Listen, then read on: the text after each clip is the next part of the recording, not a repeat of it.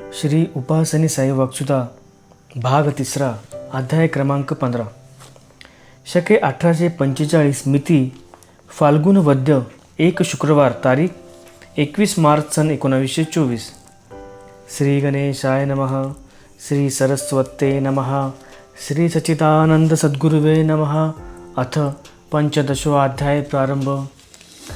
मनुष्याचे श्वासोश्वासाचे परिणाम। आपल्या प्रत्येक घरोघरची आपली इडापिडा ते पापच असते। ती आपल्या मनाची जीवाची घाणच असते। ती घाण फार साचली म्हणजे तिला जीव फुटून आकार येतो। यात काही आकार अदृश्य असतात, काही उघड असतात। ज्या गावात किंवा शहरात पुष्कळ लोक समुदाय असतो त्या हजारो लोकांच्या मनाचे विचार हजारो प्रकारचे असतात। त्यात काही बरे असतात, काही वाईट असतात।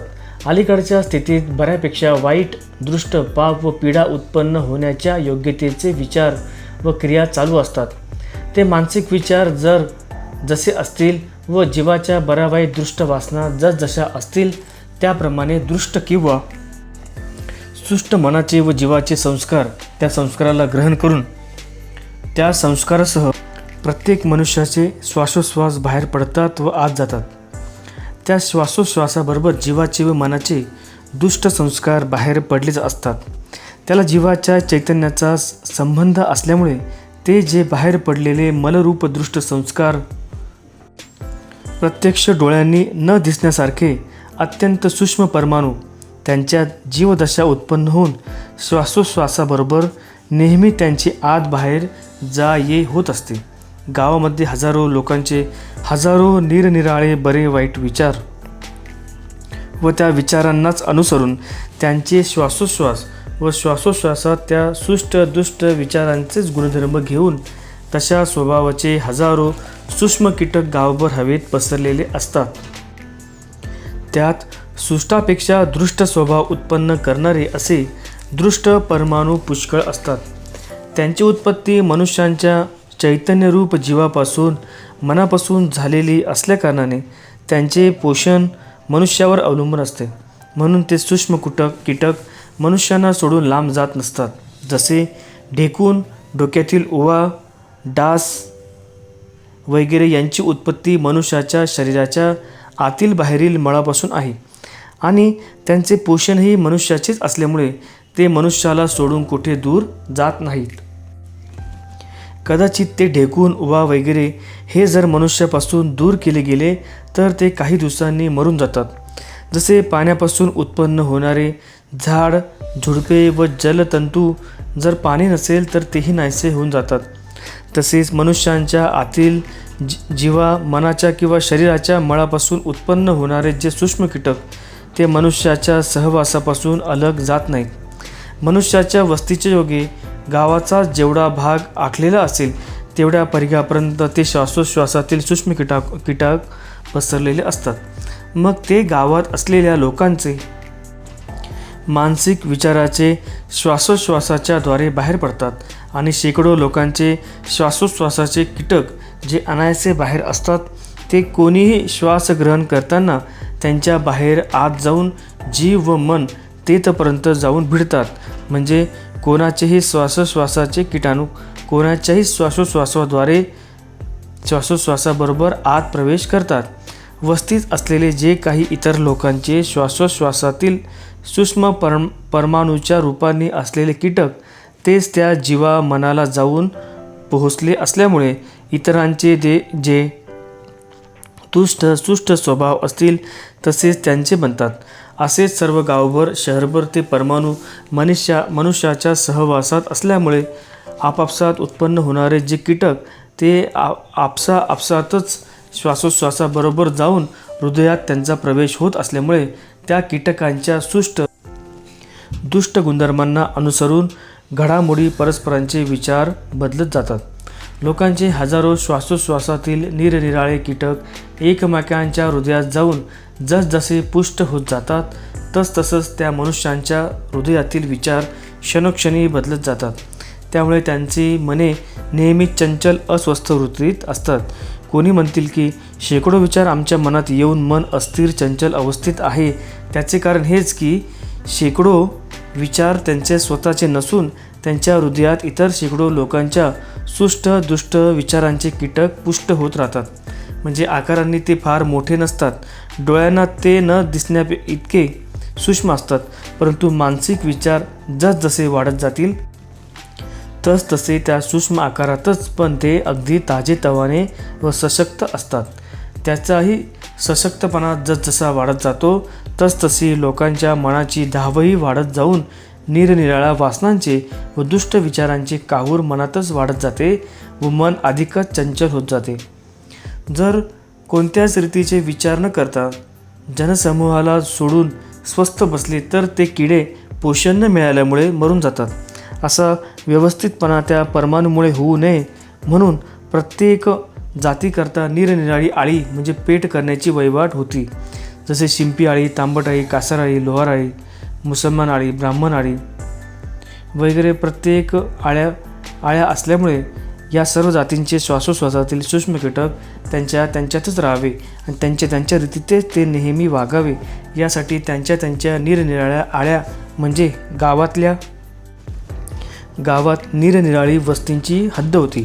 म्हणजे त्यांच्या जातीतील त्यांचे श्वासातील जे सूक्ष्म कीटक ते त्यांच्या जातीच्या स्वभावालाच अनुसरून त्यांचे गुणधर्म असल्यामुळे त्या कीटकांना त्यांच्या जातीतील लोकांपासून होणारे पोषणच सुखदायक वाटत असे. म्हणून ते कीटक त्यांची जात सोडून इतर जातीत फारसे जात नव्हते. त्यामुळे एक जातीतील मनुष्याचे विचार दुसऱ्या जातीतील मनुष्याच्या हृदयात येत नसत. त्यामुळे प्रत्येकाची धर्मव्यवस्थाही कायम राहत होती. जसे ब्राह्मणाचे व इतरांचे ज्यांचे खाद्यपदार्थ त्यांनाच सोयीचे पडतात, तसेच ज्या जातीतील जे सूक्ष्म कीटक त्यांना त्यांच्या जातीतल्याच लोकांचे जसे स्वभाव, मन व विचारसरणी किंवा उद्योगधंदा व्यापाराचा संबंध जसा असेल त्या जातीचेच विचारांचे पोषण त्यांना सोयीचे पडे म्हणून त्या प्रत्येक जातीच्या निरनिराळ्या आळ्या असण्यासाठी पूर्वीपासून वहिवाट होती आणि त्या आळ्यातील लोकांची आपापल्या आळीतच नेहमी राहून व्यवहार करावयाचे. विशेष जरुरीच्या कारणाशिवाय आपली आळी सोडून दुसऱ्यांच्या आळीत जाण्याविषयी अगदी कडक प्रतिबंध होत असा. लहान पोरांनासुद्धा तर घर सोडूनसुद्धा बाहेर पडू देत नव्हते, कारण दुसऱ्यांच्या श्वासातील सूक्ष्म कीटकांच्या लहानपणापासून त्यांच्या हृदयात प्रवेश होऊ नये म्हणून. आता ती अलग व्यवस्था न राहिल्यामुळे वाटेल त्याचे श्वासातील वाटेल त्यांच्या हृदयात प्रवेश करून वाटेल तशा स्वभावाची बनावट होऊन वाटेल त्याने वाटेल तसे वागावे तशी परिस्थिती होऊन बसली.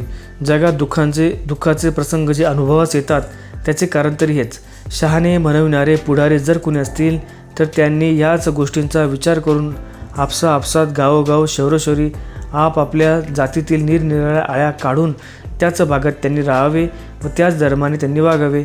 अशा पद्धतीचा आळा बसून जर काही सुधारणा केली तरच देशात काही सुखाचे दिवस येतील. नाहीतर हल्ली जे चालले आहे त्याप्रमाणे जर तुम्ही चालत राहाल तर हल्ली जे दुःख भोगीत आहात त्याहीपेक्षा अधिक दुःख परंपराच तुमच्या देशात आहे म्हणून समजा. गावात किंवा शहरात असणाऱ्या लोकसमुदायाचे श्वासोश्वासातील दुष्ट सुष्ट असे दोन्हीही परमाणू प्रकट होतच असतात. पण हल्लीच्या परिस्थितीत सुष्ट परमाणूपेक्षा दुष्ट परमाणूचा भरणा गावोगाव व शहरभर अधिक प्रमाणाने चोहोकडे पसरलेला असतो. त्यामुळे दुष्ट विचारांचाच मतलबी मत्सरी असा लोकसमाज चोहोकडे हल्ली फार वाढत चाललेला आहे. अशा दुष्ट लोकांचे श्वासोश्वास दुष्ट गुणधर्माच्या व दुष्ट स्वभावाच्याच परमाणूंनी भरलेले असणार. त्यामुळे पुढे जे लोक होणार ते काय आता देशाचे कल्याण करण्याचे योग्यचे ते थोडीच होणार. अशा दुष्ट श्वासोश्वासातील दुष्ट परमाणूच्या योग्य सर्व गाव शहरे भरलेली असल्यामुळे जे मुमुक्ष ईश्वरी संबंध जोडून घेणारे व खऱ्या सुखाचा लाभ मिळवून घेणारे असे सत्कर्णीचे लोक गावाबाहेर कुठेतरी एकांत किंवा प्राणावनात जनसमुदायाला सोडून राहतात.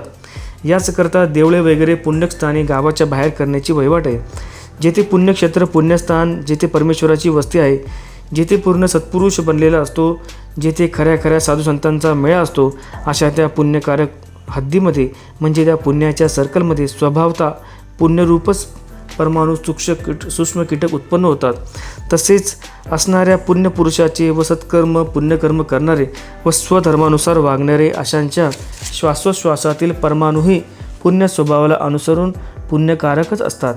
गावात शहरात दुष्ट श्वासोश्वासाच्या परमाणूच्या योगे ज्यांचे मन जीव अगदी त्रस्त होऊन अशांत स्थितीमध्ये झालेले असतात, असे काही लोक जर तशा पुण्यभूमीत गेले तर तेथल्या सर्कलमध्ये असलेल्या जे पुण्यरूप कीटक ते त्यांच्या श्वासाबरोबर त्यांच्या हृदयात प्रवेश करून त्या मनुष्याच्या मनाला एकदम शांतता स्वच्छता वाटून ते घरगुती दुःख तितका काळ तरी विसरतात.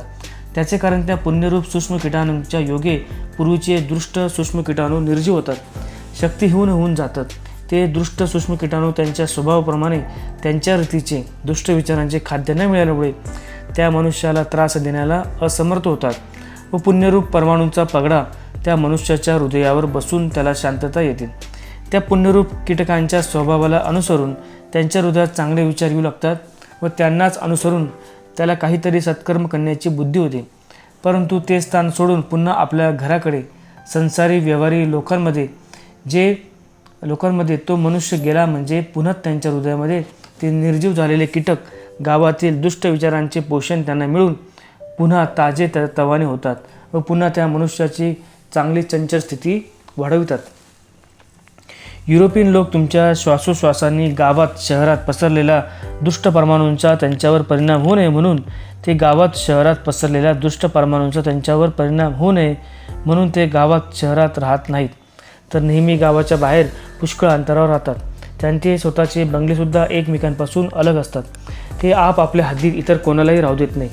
यावरून जिथे मनुष्याचा वास नाही अशा निर्जन वनात खास दृष्ट रूपाने परमेश्वराची वस्ती असते व त्या भागात परमेश्वराच्या श्वासोश्वासाचे परमेश्वरी परमाणू असतात. म्हणजे त्या रानावनात असलेले जे वृक्षपाषाण त्यांच्यातही परमेश्वराचीच परमाणूचा प्रवेश होत असल्यामुळे त्यांच्या योगे ते वनशोभा मनाला मोठी आनंद देणारी होते. तशा त्या रमणीय भागात जर कोणी गावातील संसारातील दृष्ट परमाणूच्या योगे त्रस्त झालेला मनुष्य गेला तर त्या अरण्यातील आनंददायक असे जे परमेश्वरी सूक्ष्म परमाणू ते त्यांच्या श्वासोश्वासाबरोबर हृदयात प्रवेश करून त्या योगे पूर्वीचे दृष्ट परमाणूंचे दृष्ट सामर्थ्य नष्ट होऊन त्या ईश्वरी परमाणूंचा त्यांचा हृदयावर पगडा बसतो आणि एक प्रकारचा त्याला मोठा आनंद समाधान शांतता प्राप्त होऊन तेथून त्याला जावेसे सुद्धा वाटत नाही. इतकी त्याला तेथे आहे तोपर्यंत त्या जागेची गोडी असते आणि भूक ताण विसरून एक प्रकारचा मोठा सामर्थ्य आल्यासारखे त्याला वाटते. ही गोष्ट आम्ही स्वतःवरच बेतलेली आहे. आम्ही ज्यावेळी त्या शुद्ध रानावरातल्या डोंगरात गेलो होतो त्यावेळेस इतकी मनाची समाधानी उमेद व सामर्थ्य वाटत होते की या भागातून आपले अंत होईपर्यंत जाऊच नये, कोणताही मनुष्य आपल्या दृष्टीस पडू नये व आपणही कोणाच्या दृष्टीस पडू नये अशी मनाची दृढ भावना होऊन त्या उमेदीच्या जोरावर त्या बिकट कपारीत जाऊन बसलो. मग महाराज जसा जसा जगाचा विसर पडत जातो आणि आनंदाच्या लहरीत उत्पन्न होणारे जे सूक्ष्म परमाणू तेच ईश्वरी श्वासोश्वासातील आनंद रूप परमाणू तेच सर्व प्रकाराने आपल्याला सौख्य देणारे आणि रक्षक होतात, त्याचे वर्णन अवर्णनीय समजावे. म्हणूनच पूर्वीचे लोक तपस्वी लोक जनसमुदायाला सोडून गाव वस्तीचा संबंध सोडून रानावनात डोंगराखरात स्वाभाविक रीतीचा असलेला जो परमेश्वरी श्वासोश्वास त्याबरोबर आपल्या श्वासोश्वासाचे एकत्व करून परमेश्वराच्या आत्म्याची प्राप्ती करून त्याच्याशी तादात्म्य करून घेत होते. असे ज्याला शक्य आहे त्यांनी गावातील दुष्ट श्वासोश्वासाच्या परमाणूत आपल्या श्वासोश्वासाने देवघेवीचा व्यवहार ठेवण्यापेक्षा परमेश्वराचा श्वासाशी संबंध ठेवून दृष्ट समुदायापासून अलग राहिले काय वाईट. पूर्वीचे वहिवाट अशीच होती की दुष्ट लोकांच्या संगतीत लहान मुले व मोठी माणसे राहत नव्हती. असे सांगितलेलेच आहे की सहवास संगत करायची असेल तर साधू संत सज्जनांची करावी, कारण त्यांच्या श्वासातील परमाणू सद्रूप असतात. दृष्ट विषय लंपट मत्सरी लोभिष्ट संसारात लंपट अशा लोकसमुदायाचे श्वासोश्वासातील परमाणू दृष्टच असतात. म्हणून तशांच्या सहवासापासून लहानपणापासून नेहमी अलिप्त राहावे. युरोपियन लोकांच्या राजकीय व्यवहारात हिंदुस्थानाच्या लोकांनी पडू नये आणि त्यांच्या राजकीय सुस्थितीत बखेडा होऊ नये आणि त्यांच्या मनात जीवात चाललेल्या राजकीय सद्विचारासंबंधी जे सूक्ष्म परमाणू उत्पन्न होत असतील त्या परमाणूंचा युरोपियन लोकांनी हिंदुस्थानातील शहाण्या व इतर लोकांचा संबंध जोडला जाऊ देऊ नये, कारण त्यांचे जे राजकीय विचाराचे परमाणू ते हिंदुस्थानाच्या शहाण्या लोकांच्या हृदयात प्रवेश करून त्यांनाही तीच राजकीय पद्धतीची आशा उत्पन्न होऊन ते मत्सरभावाने राज्यप्राप्ती करता राजाला त्रास देणार. म्हणून युरोपीय लोकांनी आपले परमाणू त्यांच्यात शिरू नयेत अशा रीतीने ते वागतात व हिंदुस्थानाच्या लोकांनाही आपल्या सर्व खाजगी व सरकारी व्यवहारापासून अलग ठेवतात. तथापि काही लोकांना विशेष महत्त्वाचे राजकीय शिक्षण न देता साधारण जरुरीपुरतीच राजकीय भाषा वगैरे शिकून त्या लोकांना राजकीय उद्योगात घ्यावे. परंतु राजकीय खाजगी मुत्सदी विचारांच्या गुप्त मांडण्या सर्व हिंदुस्थानभर बायकापोरांपासून लहान मोठ्यापर्यंत सर्व जातीत जर युरोपियन लोकांनी त्यांचा प्रसार करतील तर त्या हिंदुस्थानाच्या लोकांनाही वाटेल तशी राज्यतृष्णा उत्पन्न होऊन स्वतःला तर राज्याची प्राप्ती करून घेण्याची अक्कल येणार नाही. परंतु युरोपियन लोकांचंही धड चालू नये म्हणून नाना तऱ्हेचे बखेड उत्पन्न करतील. ते तुम्हाला डोईजर जाईल म्हणून जसे संसारातील म्हणून ते युरोपियन लोक त्या पद्धतीने वागत. जसे सांसर्गिक व्याधी दमा खोकला हे क्षयरोग ज्यांना आहेत त्यांच्या श्वासोश्वासातून त्या रोगाचे सूक्ष्म कीटक बाहेर येतात व जवळ असणाऱ्यांना बाधक होतात. तशाच रीतीचे दृष्ट विचारी लोकांच्या श्वासोश्वासातील दृष्ट सूक्ष्म कीटाणू बाहेर पडतात आणि ते चांगल्या मनुष्याच्या हृदयात देखील प्रवेश करून त्यांच्यासुद्धा मानसिक व्याधी वाढवायला कारण होतात. गावोगाव म्युन्सिपाल्टी आहेत. त्यांना हा धडा का शिकू नये की निरनिराळ्या जातीचे निरनिराळ्या धंद्याच्या लोकांनी निरनिराळ्या स्वतंत्र आळ्या करून त्यातच त्यांच्या रीतीने वागणूक करून राहावे. असा आळा का नाही घालीत? वाटेल त्या गल्लीत वाटेल त्याच्या शेजारी राहून वाटेल तो धंदा करावायचा असे कशाला पाहिजे? हा विचार त्या लोकांनी घेऊन गावाची शहराची योग्य मांडणी का नाही करावी आणि त्याप्रमाणेच त्यांचे उद्योग चालवावे. तसेच कापड गल्ली, भाजी गल्ली, दाणेआळी वगैरे ज्या आळ्या असतात तिथे तेच पदार्थ मिळवायचे. तशाच रीतीने ब्राह्मणपेठ, मुस्लिम आळी, शिंपी आळी वगैरे प्रत्येक निरनिराळ्या जातीचे व धर्माचे लोक त्यांच्या निरनिराळ्या आळ्या व पेठ्या पूर्वी होत्याच तशाच आताही असाव्या अशी का म्युन्सिपाल्टीने मांडली नये. म्हणजे त्या आळीत तेच लोक सापडणार आणि तेच लोक असल्यामुळे त्यांच्या रीतीच्या वागणुकीला त्यांना ते सोयीचे पडते. अशाने सर्व प्रकारे आरोग्यता, मनाला स्वस्थता मिळेल. तुमच्या गावातील व्यवस्था तुम्हाला नीट पाहावे ना तर सरकारकडून तुम्हाला जर राज्य मिळेल तर तुम्ही बखेडेच वाजवेल असे वाढूच बसाल ना. तुम्ही अगोदर गाव सुधारा. थोडके करता मग मोठे मिळवावे. प्रथम अगदी लहान खेड्यापासून सुधारणा वाढवत जावी. खेड्याची, गावाची, मग एखाद्या मोठ्या गावाची, मग शहराची. अशी जर तुम्हाला जाती धर्मावर शिस्त वाढवता आली व योग्यता ठेवता आली तर मग तुम्हाला राज्य मिळवता येईल. त्रिगुणात्मक बिल्वपत्र महिमा. नित्यनियमाप्रमाणे स्त्री पुरुष भक्तमंडळी पूजा करून बिल्वपत्र महाराजांस वाहत होती. त्यावरून महाराजांचे भाषण. तपश्चर्या जी आहे ती आपला जीव, मन व शरीर तापल्याशिवाय होत नाही. तुम्ही असे 12 वर्ष जरी सुखाने पूजा करीत राहाल तरी त्याचा उपयोग नाही. पाणी घालावे, गंधाचे लेपन करावे, इतरांकडून तिकडून फुले आणून व्हावी म्हणजे काम झाले. फुले काय थोड्या वेळाने वाळून जायची, याची काय भाजी करायची? तरी एक बिल्वपत्र असे व्हावे की पुन्हा वाहण्याचे काम पडू नये. नाहीतर लक्ष बेल वाहिला काय आणि झाड वाहिले काय, त्याने काय होणार आहे? त्रिदलम त्रिगुणाकारम त्रिनेत्रेच त्रायुधम त्रिजन्म पाप संहारम एक बिल्व शिवार्पणम. एक बिल्वपत्र शंकराला अर्पण केले म्हणजे तिन्ही जन्माचे पातक नाहीसे होते. बिल्वपत्राचे महात्म्य फार आहे. तशा रीतीने न वाहिले तर व्हावा तसा उपयोग होत नाही. कोवळा बेल तोडता हा दोष आहे. केवळ बिल्वदळ असे व्हावे की कार्यभाग होईल. स्वतःच बिल्ववृक्ष समजून आपल्या जवळील तीन गुण जे त्रिदल समजावे व हा वृक्ष कायम ठेवून त्यातील तीन गुण ईश्वरास अर्पण करावे. बिल्ववृक्षाखाली व बिल्ववृक्षात नेहमी शंकराची वस्ती असते. आपले शरीर जे आहे ते बिल्ववृक्षच आणि त्या शरीरात जो आत्मा हाच ईश्वर. त्या शंकरास बिल्वपत्र व्हायचे ते कसे व्हावे तर आपल्या तीन गुण सत्व रजतम हे अलग होता कामा नये. ते एक करून त्रिकोणाची त्रिनेत्री तिन्ही पाने मिळून जे एक पान ते व्हावे लागते. तसे आपल्याजवळ असलेले 3 गुण त्यापैकी एकच काढून वाहणे योग्य नाही. त्रिगुण जेथे एकत्र असतील ते काढून अर्पण करावे. असे त्रिगुणात्मक आपल्या जवळचे असलेले बिल्वपत्र कोणते तर जीव. जसे बेलाची 3 पाने त्यांना चिकटण्यास एक बारीक देठ असून त्या आधारे 3 पाने असतात त्यास बिल्वदल म्हणतात. एक पान काढून वाहिले तर नुसते काडी म्हणवली जाईल, बिल्वपत्र म्हणवले जात नाही. तर 3 पानांच्या द्वारे ती काडी व काडीच्या आधारे 3 पाने असलेले जे पत्र व्हावे लागते अशीच त्या जीवाची बनलेली घटना आहे. तरी तीन गुण जे त्रिगुण व जीव अवस्था ती देठ, तो जीव तिन्ही गुणांच्या आधारे आहे व गुणाला आधार जीवदशा. तीन गुण व चौथे देठ ते एकमेकावर अवलंबून आहेत. पाणी नसली तर देठाचा उपयोग होत नाही व देठ नसेल तर पाण्याचा उपयोग होत नाही. शुद्ध आत्मा जो शिवरूप आहे त्याला हे बिल्वपत्र म्हणजे जीव व्हावा लागतो.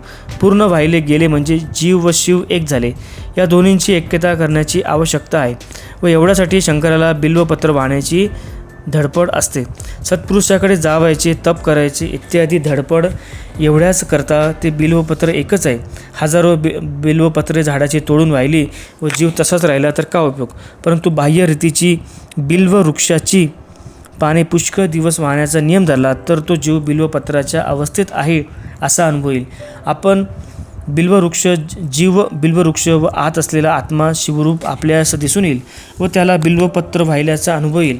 आपल्याजवळ जीवरूपाने असलेले बिल्वपत्र जर माहीत झाले आहे तर तेच मुख्य शंकराला वाहिलेले उत्तम.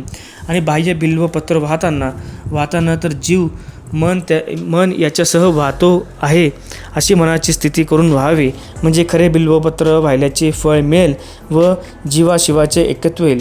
कोणी हजार बिल्वपत्रे वाहतात व जीवरूपी बिल्वपत्र वाहिल्याचे फळ मिळावे म्हणून सोन्याचे बिल्वपत्र करून वाहतात.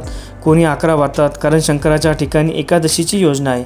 कोणी चांदीची बिल्वपत्र करतात, असे उद्यापनाच्या वेळी करतात. पुण्य आपल्याजवळ ठेवले तर ते आपल्या जवळच राहते, परंतु त्याचा उपयोग होऊन अनुभव येत नाही म्हणून उद्यापन करण्याची व्यवस्था आहे. उद्यापन म्हणजे कसे करावे लागते याबद्दल मागे केव्हा सविस्तर बोलणे झाले आहे. सारांश: पूजा साहित्य आपणाजवळ व पूजा देवही आपणाजवळच आहे, परंतु जोपर्यंत असा अनुभव येत नाही तोपर्यंत आपणाजवळच आहे. परंतु जोपर्यंत असा अनुभव येत नाही तोपर्यंत दगडाचा, मातीचा देव, बिल्ववृक्ष, तुळशीपत्र इत्यादिकांचा बाह्य वस्तूंच्याद्वारे उपयोग करून घ्यावा लागतो. शुद्ध अंतःकरणाने जे शहाणे विचारी लोक व अध्यायाचे शुद्ध अंतःकरणाने जे शहाणे विचारी लोक या अध्यायाचे नित्य पठन श्रवण मनन करतील त्यांचा आत्मा व मन मूर्खपणाच्या विचाराने दूषित होऊन गोंधळल्यासारखे गेले असेल तर शुद्ध होऊन जगाच्या कल्याणासाठी व आत्मकल्याणासाठी सद्विचार शक्ती वाढेल आणि त्यांच्याकडून जगाची मोठमोठी कामे होतील. राज्य मिळवण्याचा सुलभ उपाय सापडेल व राजाला आपले राज्य संरक्षण करण्याचे योग्य उपचार सुचतील. दुष्ट लोकांच्या सहवासाने दूषित श्वासोश्वासाच्या योगे जीवाला मनाला आलेले अपवित्रपण व त्याबरोबर आपल्या हृदयात शिरलेले पाप ते निघून जाईल व जीव मन नेहमी पवित्र ठेवण्याचा सुलभ उपाय सापडेल.